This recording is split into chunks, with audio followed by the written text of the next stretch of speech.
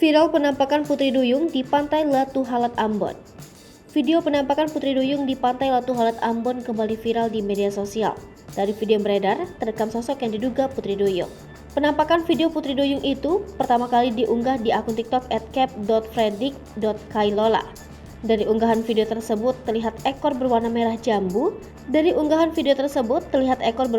jambu. Yang sedang berenang di Pantai Latu Halat Ambon.